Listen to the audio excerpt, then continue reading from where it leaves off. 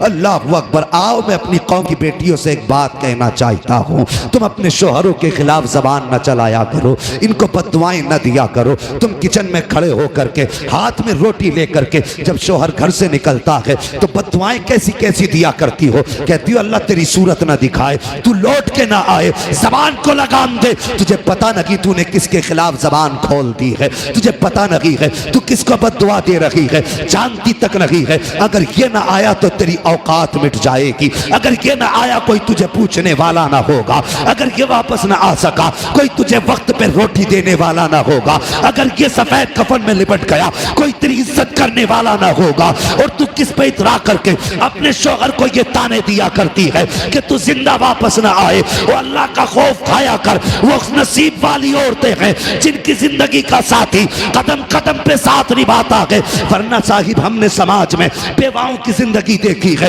یہ قوم ایسی قوم ہے، یہ تو بیواؤں کو اس وقت تک روٹی نہیں دیتی جب تک ان کے بدن سے کپڑے نہیں اتروا لیتی ہے، جب تک ان کی عزت نہیں لوٹ لیتی اس وقت تک یہ قوم روٹی دینے تیار نہیں ہوتی ہے۔ اے میری قوم کی بیٹی، جب تیرا شوہر گھر سے نکلے تو زبان پہ بد دعا نہ لا، اس کے لیے کوئی جملہ غلط نہ کہے، بلکہ تو کنیز فاطمہ ہے۔ تیرا شوہر گھر سے نکلے پردیس جانے لگے، فی امان اللہ کہہ کے رخصت کر دے، جب وہ چلا جائے گھر میں آپ وضو کر لے، مصلی بچھا دے، 2 رکعت نماز پڑھ، سجدے میں سر رکھ اور رو دے، اے میرے مالک، آنکھ میں آنسو لے اور رب کی بارگاہ میں التجا کر، اے میرے پروردگار، سہاگن چھوڑ کے گیا ہے، سہاگ کے جوڑے میں ملانا، ہنستا ہوا چھوڑا ہے، ہنستے ہوئے ملانا، اللہ کی عزت کی قسم اگر یہ تیری عادت ہوگی تو رب کی رحمت آواز دے کے کہتی ہے یہ طریقہ اپنا لے، جب تک تم دونوں کو پھر سے ملا نہ دوں گا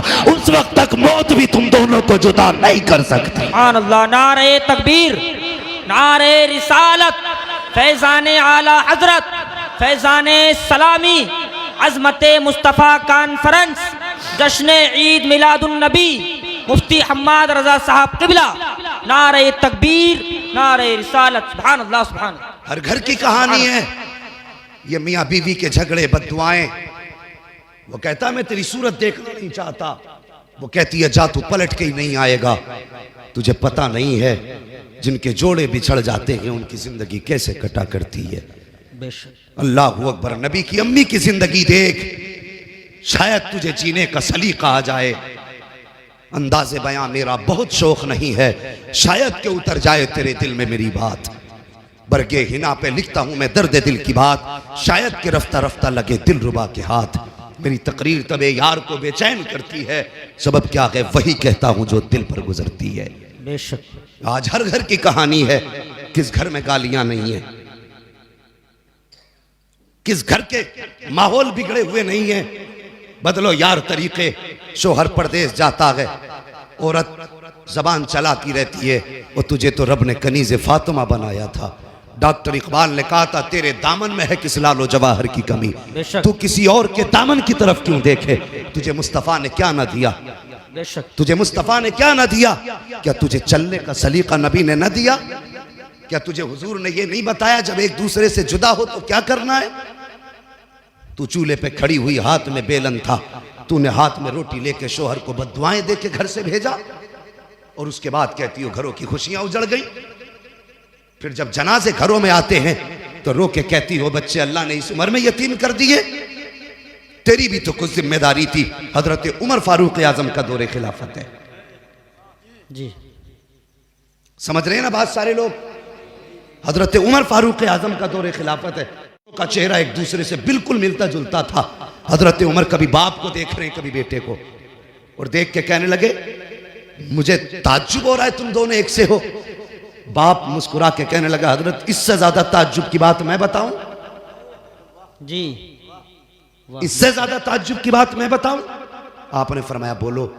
کہنے لگے حضرت میں پردیس جا رہا تھا تجارت کے لیے، جی میری بیوی امید سے تھی، میں گھر سے نکلا میری بیوی دروازے تک چھوڑنے آئی۔ واہ، آج مجھے بتاؤ کس کی بیوی دروازے تک چھوڑنے آتی ہے؟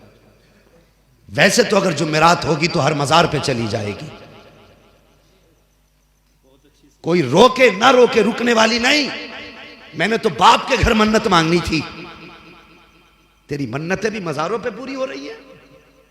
مجھے لا کے وہ میاں دکھا جس نے کہا عورت مزار پہ آئے تب کام ہوگا۔ بدلو طریقے اپنے، جو عورتیں مزاروں پہ جاتی ہیں ان کی منتیں پوری نہیں ہوتی، ان پہ لعنتیں برسا کرتی ہیں۔ بے شک بے شک۔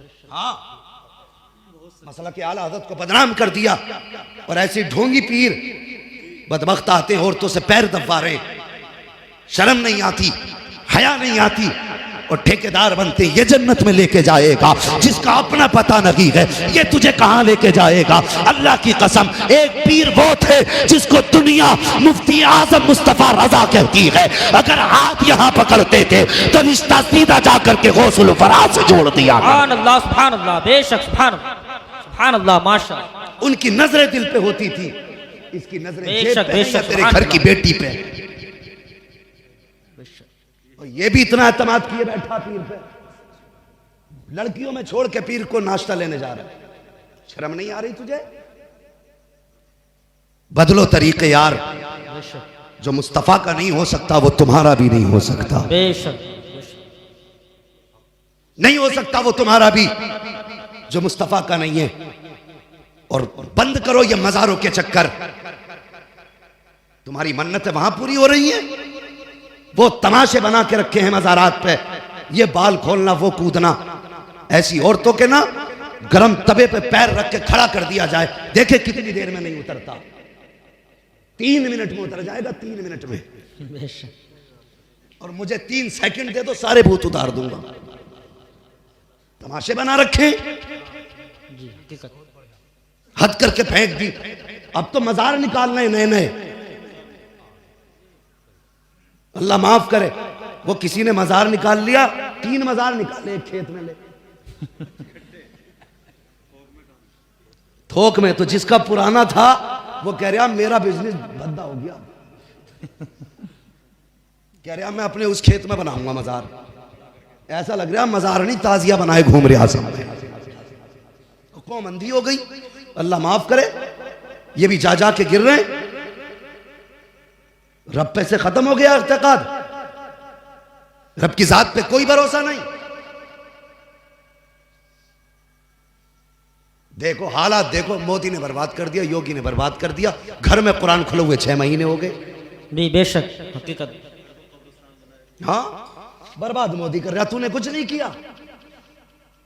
تیری بیوی جو گھر میں قرآن لے کے آئی تھی، آج تک اس پہ گرد چڑھی ہے، کوئی صاف کرنے والا نہیں ہے، 6 سال گزر گئے ہیں، آج قرآن کو کوئی کھولنے والا نہیں ہے، 6 سال پرانی گاڑی تیرے گھر کے اندر ہے، روز 3 مرتبہ صاف کی جا رہی ہے، 6 سال پرانا فریج ہے، روز 3 مرتبہ کپڑا مارا جا رہا ہے، 6 سال پرانی الماری رکھی ہے، 3 مرتبہ کپڑا مارا جا رہا ہے، 6 سال پرانا بیڈ ہے، آج بھی چمک رہا ہے، اگر وقت نہیں ملا ہے تو صرف قرآن پڑھنے کا وقت نہیں ملا ہے، اگر یہ حالات ہوں گے تو نہ مزار بچا سکیں گے، نہ مزار والے بچا سکیں گے، اگر بچنا چاہتے ہو قرآن کھول لو، خدا کی قسم یہاں بھی بیڑا پار ہے، وہاں بھی بیڑا پار ہے، بے شک سبحان اللہ سبحان اللہ سبحان اللہ، کوئی فرق ہی نہیں پڑ رہا، جی بے شک۔ تباہ کر کے پھینک دیا قوم کو، تو یہ جائے گی نہیں، مزار پہ جائے گی، شوہر دروازے پہ آ نہیں سکتی، او قوم کی بیٹی ہو، فرمایا گیا جب میاں بیوی ایک دوسرے سے جدا ہو تو بیوی اگر پڑھی لکھی ہے تو آیت الکرسی پڑھے، شوہر کے اوپر دم کرے، جی بے شک، اور شوہر آیت الکرسی پڑھ کے بیوی کے اوپر دم کرے، سبحان اللہ، یہ عمل کر کے جب نکلو گے نا تو انشاءاللہ جس خوشی میں چھوڑ کے جاؤ گے اللہ اسی خوشی میں ملاقات کرائے گا، انشاءاللہ بے شک سبحان اللہ، بے شک۔ ہاں ابھی تو حالات ایسے ہیں، میں ایک بات کہہ دوں برا مت ماننا، باتیں کڑوی ہوتی ہیں لیکن حضرت سچی ہوتی ہے، گھر بگڑتے کہاں سے ہیں، اگر عورت کمی کرے شوہر ڈانٹ دے اور میکے والے حمایت کر دیں تو پھر گھر کو بگڑنے سے کوئی نہیں بچا سکتا، بے شک۔ ہاں اگر میکے والے اچھا آ رہے ہیں ہم، وہ آیا نہیں اور یہ پھر گئی نہیں، عزت سب رکھتے ہیں بھائی، اپنی سب کی اپنی عزت ہے، تو مہربانی کرو اگر گھر میں آپسی جھگڑے ہوا کریں تو مہکے کو فون نہ کیا کرو، اس کی وجہ سے اکثر گھر برباد ہو جاتے ہیں۔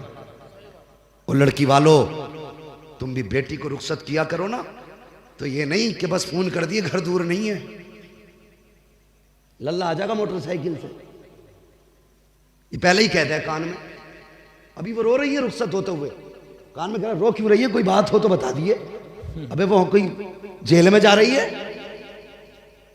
تو یہ نصیحت کر رہا فون کر کے بتا دیے۔ ہم نے حالات سچے یہی ہیں کہ دل کے پھپولے جل اٹھے سینے کے داغ سے، اس گھر کو آگ لگ گئی گھر کے چراغ سے۔ بے شک بے شک، ہم نے اپنے گھروں کو خود برباد کیا۔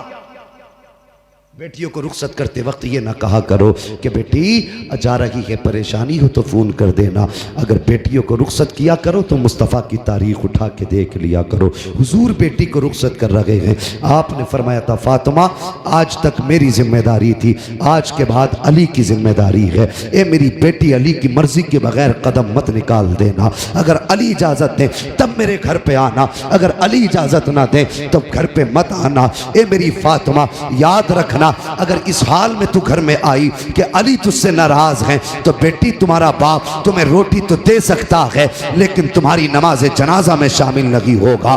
اللہ اکبر، یہ تاکید تھی شوہر کی میرے نبی نے اپنی بیٹی کو کی ہے، تاریخ گواہ ہے۔ کبھی اپنی بیٹیوں کو یہ تعلیم دیا کرو، اپنی بیٹیوں کو گھر سے رخصت کیا کرو تو شوہر کی قدر بتا کے بھیجا کرو، اس کی منزلت بتا کے بھیجا کرو، اس کی ذمہ داری سمجھا کے بھیجا کرو، یہ مت کہا کرو فون کر دینا 2 منٹ میں آ جائیں گے، اس سے آپ اپنی بیٹی کا گھر برباد کر رہے ہیں۔ اللہ خیر فرمائے، ہمارے گھروں کے اللہ حالات بہتر کرے۔ میں عرض کر رہا تھا حضرت عمر فاروق اعظم کے سامنے باپ بیٹے بیٹھے ہوئے ہیں، باپ نے کہا حضرت جی اس سے زیادہ تعجب کی بات یہ ہے کہ میں تجارت کے لیے باہر جانے لگا، میری بیوی امید سے تھی، جب میں گیا دروازے تک چھوڑنے آئی، میں نے کہا اچھا میں چل رہا ہوں، میری بیوی مجھ سے کہنے لگی اس بچے کو کس کے سہارے چھوڑ کے جا رہے ہو؟ کہ میری بیوی نے اتنا کہا تھا اس بچے کو کس کے سہارے چھوڑا؟ فرماتے ہیں حضرت میری زبان سے نکل گیا، میں نے اپنے بچے کو اپنے رب کے حوالے کیا۔ واہ واہ، بے شک، کیا کہا آپ نے؟ رب کے حوالے کیا، رب کے حوالے کیا، رب کے حوالے کیا۔ بے شک۔ کہتے یہ کہہ کے میں چلا گیا، کہتے حضور جب میں واپس پلٹا 1000 حسرتیں تھی دل میں، گھر میں بچہ ہوگا میں جاؤں گا، میں اپنے بچے کو پیار کروں گا، بیوی کو تحفہ دوں گا، اس نے میری نسل کو جنم دیا ہے، بڑا کام کیا اس نے، میں اس کو جا کے انعام سے نوازوں گا۔ خیال تھے کتنے، لیکن محلے میں آیا کیا دیکھا اپنے ہی دروازے میں تالا لگا ہے۔ وہ کہتا حضرت میرے ہی گھر میں تالا تھا، میں تالا دیکھ کے حیرت میں پڑ گیا، میں نے پڑوسیوں سے پوچھا بتائیے میرے گھر میں تالا کیوں ہے، میری بیوی کہاں، میرے بچے کا کیا ہوا؟ کہ پڑوسی نکل کے آئے کہنے لگے آج 3 دن ہو گئے تیری بیوی کا انتقال ہوا، ہم نے کافی دیر تیرا انتظار کیا، تیرا رستہ دیکھا مگر تو نہیں آیا، جب بہت انتظار کیا تو نہ آ سکا، ہم نے مجبوری میں تیری بیوی کو دفن کر دیا۔ اللہ اکبر، اتنا سنا چیخ مار کے رونے لگ گیا، کہنے لگا چلو لوگو مجھے میری بیوی کی قبر کی جگہ بتا دو تاکہ میں ہاتھ اٹھا کے اس کے حق میں دعا تو کر سکوں۔ آیا قبرستان، بیوی کی قبر کے پاس آیا، ہاتھ اٹھا کے دعا کرنے لگا، دعا کے بعد جب یہ واپس جانے لگا اس کو ایسا محسوس ہوا جیسے قبر میں آگ جل رہی ہے، قبر میں آگ کا اس کو احساس ہوا کہ اس قبر میں آگ لگی ہے، یہ آ تو گیا مگر بستر پہ لیٹا، برداشت نہ ہوا، سوچنے لگا میری بیوی نماز کی بھی پابند تھی، روزے کی بھی پابند تھی، شوہر کی بھی وفادار تھی، کبھی اس نے شوہروں کی امانت میں خیانت نہیں کی، پھر اس کی قبر میں عذاب کیوں؟ پھر پریشان تھا، کہنے لگا حضرت میں کروٹیں بدلتا رہا، کروٹیں بدلتے بدلتے دل میں آیا چل یار چل کے دیکھتے ہیں قبر میں آگ کیوں لگی ہے۔ کہا حضرت میں پھاوڑا لے کے گیا، جا کے قبر کی مٹی ہٹائی، جب تک تختے ہٹائے، کہتا جب اسی تختے ہٹائے میں نے پہلا تختہ ہٹایا، کیا دیکھتا ہوں حضرت قبر میں کوئی آگ نہ تھی، کفن پورا محفوظ تھا، جسم بھی محفوظ تھا، لیکن پھر میرے دل میں خیال آیا چل یہ تیرے ذہن کی بات رہی ہوگی، تجھے دھوکا ہوا ہوگا۔ کہنے لگا میں نے چاہا تختہ لگاؤں، کہ تختے کا ارادہ تھا کہ اچانک قبر کے اندر سے بچے کے رونے کی آواز آ جاتی ہے۔ اللہ اکبر، کہتا حضرت بچے کی قبر کے اندر سے رونے کی آواز آئی، کہنے لگا حضور میرا بچہ تھا، یہی بیٹا تھا میرا. میں نے چھلانگ لگائی قبر میں, اندر گیا, میں نے کیا دیکھا, یہ بچہ ماں کے سینے پہ کھیل رہا تھا. اللہ اکبر. کہتے ہیں حضرت میں نے اپنے اس بیٹے کو سینے سے لگایا, قبر کے باہر آ گیا اور میں حیرت میں تھا, یا اللہ 3 دن ہو گئے عورت کو دفن ہوئے, یہ بچہ آج بھی سلامت ہے, قبر کے اندر محفوظ ہے. کہنے لگا میں یہ سوچ رہا تھا, اتنے میں غیب سے آواز آئی, سوچ کیا رہا ہے نادان, یاد کر اس وقت کو جب تو بیوی سے جدا ہونے لگا تھا تو تیری بیوی نے تجھ سے کہا تھا اس بچے کو کس کے سہارے چھوڑ کے جا رہے ہو, تب تو نے کہا تھا یہ بچہ رب کے حوالے کر کے جا رہا ہوں. آواز آئی تھی نادان صرف بچہ ہمارے حوالے کیا تھا اس لیے زندہ لوٹا رہے ہیں, اگر بیوی ہمارے حوالے کر دیتا تو ہم بیوی بچے دونوں زندہ تجھے واپس کر دے. سبحان اللہ سبحان اللہ سبحان اللہ, ماشاء اللہ سبحان اللہ. بہت خوب. خدا کے واسطے جب گھر سے نکلا کرو تو بس دعاؤں کے ساتھ نہیں, دعاؤں کے ساتھ نکلا کرو. جب بھی گھر سے کوئی جائے فی امان اللہ کہہ دیا کرو, جا تجھے رب کی امان میں دیا. بے شک. کتنے بھی حادثے ہوں گے, پھر جب بندہ رب کی امان میں ہوتا ہے نا تو سارے حادثے دائیں بائیں ہو کے نکل جاتے. کریں گے انشاءاللہ یہ کام, انشاءاللہ. گھر سے نکلیں تو فی امان اللہ کہہ کے نکلیں, اللہ کی حفظ و امان میں دے کے اپنے آپ کو اپنے بچوں کو جایا کریں. میں عرض کر رہا تھا قوم کی بیٹی ہو, شوہر کے لیے بد دعا نہ کر, اگر یہ چلا گیا تو پھر تیری زندگی کی خوشیاں روٹ جائیں گی. ہاں پھر تیری زندگی میں بہاروں کا کوئی موسم نہیں آنے والا. اگر یہ چلا گیا تو لوگ اپنی نظروں کو کتے کی نگاہوں جیسی بنائیں گے اور پھر تجھ پہ ڈالیں گے. شوہر تیرے لیے صرف ایک کمانے کا ذریعہ نہیں, کھلانے کا ذریعہ نہیں, بلکہ 1000 آفتوں کے اور تیرے بیچ میں ایک پہاڑ بن کے کھڑا رہتا ہے. ہاں خدا را کبھی شوہر کے ساتھ بد کلامی نہ کرنا, کبھی اس کے احسانات پہ پانی نہ پھیرنا, کبھی اس کی دل شکنی نہ کرنا, کبھی اس کا دل نہ توڑنا. حضرت آمینہ صبح بھی رو رہی ہے, شام بھی رو رہی ہے, نہ آنسو صبح کو تھمتے ہیں نہ شام کو تھمتے ہیں. حضرت عبدالمطلب نے دیکھا آمینہ کے آنسو سوکھ نہیں رہے گئے. اللہ اکبر. برداشت نہ ہوا, حرم شریف میں آئے, کعبے کا غلاف پکڑا, رونے لگ گئے, کہنے لگے یا اللہ عبداللہ میرا سب سے پیارا بیٹا تھا, سب سے چہیتا لال تھا, میرا چھوٹا بیٹا تھا, میرے مالک وہ چلا گیا, لیکن میرے پاس 9 بیٹے باقی ہیں, اب 9 بیٹے ہیں, یا اللہ میں اپنے 9 بیٹوں کو دیکھوں گا تسلی ہو جائے گی, لیکن آمینہ کا تو سہارا صرف عبداللہ تھا. اے میرے مالک عبداللہ چلا گیا ہے, آمینہ کے آنسو نہیں دیکھے جاتے. اے میرے پروردگار آمینہ کا رونا برداشت نہیں ہوتا ہے, میرے مالک کوئی ایک ایسا بچہ دے دینا جو آمینہ کا سہارا بن جائے, جو آمینہ کا سہارا بن جائے. رو کے اتنا حضرت عبدالمطلب نے کہا تھا, غیب سے آواز آئی تھی عبدالمطلب تو آمینہ کے سہارے کی بات کرتا ہے, ہم نے فیصلہ کر دیا ہے جو آمینہ کی گود میں آئے گا وہ صرف آمینہ کا سہارا نہیں بلکہ سارے زمانے کا سہارا بن کے آنے والا. سبحان اللہ سبحان اللہ. نعرہ تکبیر, اللہ اکبر, یا رسول اللہ. زندہ باد زندہ باد زندہ باد زندہ باد زندہ باد زندہ باد. اللہ اکبر. سبحان اللہ سبحان. تم ایک سہارے کی بات کر رہے ہو, ہم نے فیصلہ کر دیا ہے کہ جو آمینہ کی گود میں آئے گا وہ صرف آمینہ کا نہیں بلکہ سارے زمانے کا سہارا بن کے آئے گا. واہ واہ بے شک. سارے زمانے کا سہارا بن کے آئے گا.